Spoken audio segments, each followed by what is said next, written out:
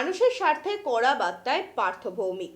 এবার জনসাধারণের কথা মাথায় রেখে কড়া নির্দেশ দিলেন ব্যারাকপুরের সদ্য নবনির্বাচিত সাংসদ পার্থ ভৌমিক।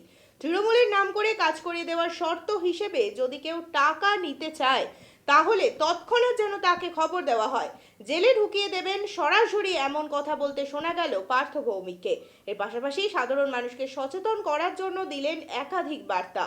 আগামী 10 তারিখ বাগদায় উপনির্বাচন, তাই অনেকেই আছেন ভোট প্রচারে। ঠিক তেমনই বাগদায় প্রচারে এসেছিলেন তিনি। সেখান থেকেই তার গলায় শোনা গেল খানিকটা আবেগে অভিমানের স্বর।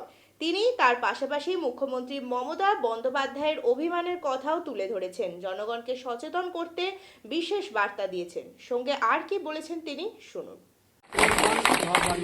এবার আমি বলি, অনেকের ঘর বাড়ির সমস্যা আছে। আমার তো এখানেই আপনাদের উপরে আমার দিদিরও রাগ অভিমান আছে। আপনারা তো টিভি দেখেন, সবার বাড়িতে টিভি আছে, প্রায় সবার বাড়িতে টিভি আছে।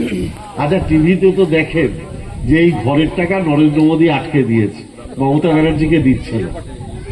তারপরেও যে টাকা দিচ্ছে না তাকে কি করে ভোট দিলেন? যে গরিব মানুষের টাকা আটকে রাখছে। আপনি আমায় বুঝিয়ে দেন, যে টাকা দিচ্ছে না, আমরা বারবার বলছি 11,36,000 মানুষের বাড়ির টাকা দাও।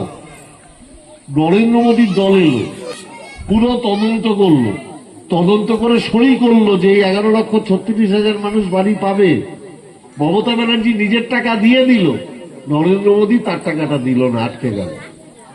তাহলে যে টাকা দিল না, আপনার ঘর হতে আপনাকে, আপনার প্রতি অন্যায় করলো, আপনি তাকে ভোট দিয়ে দিলেন। দিদি তো এটাই দুঃখ, আমি করতে চাই, আমায় ভোট দেয় না। আর যে করতে চায় না, এদের উপরে অন্যায় করে, তাকে ভোট দেয়। তাহলে আমার অপরাধটা কি? আমি, দিদি আপনারা শুনেছেন, ঘোষণা করেছে এই 11,36,000 বাড়ির টাকা যদি নরেন্দ্র মোদী না দেয়, ডিসেম্বর মাস থেকে দিদি প্রথম কিস্তিতে টাকা দেওয়া শুরু করবে। এটা দিদি ইতিমধ্যে, নরেন্দ্র মোদী দিক বা না দিক, ডিসেম্বর মাস থেকে প্রথম কিস্তির টাকা ঢুকবে। হ্যাঁ হ্যাঁ, 100 বার। যদি কেউ, মমতা ব্যানার্জি, অভিষেক ব্যানার্জি বারবার বলেছে জিরো টলারেন্স। দলের নাম করে কেউ দুর্নীতি করলে সেটা রেয়াত করা হবে না। থ্রেট করা মানুষদের, দেখুন কি হচ্ছে, একটা সমীক্ষায় বেরিয়েছে যে সারা ভারতবর্ষের মধ্যে যত পার্টি আছে সবচেয়ে হিংস্র পার্টি হচ্ছে টিএমসি।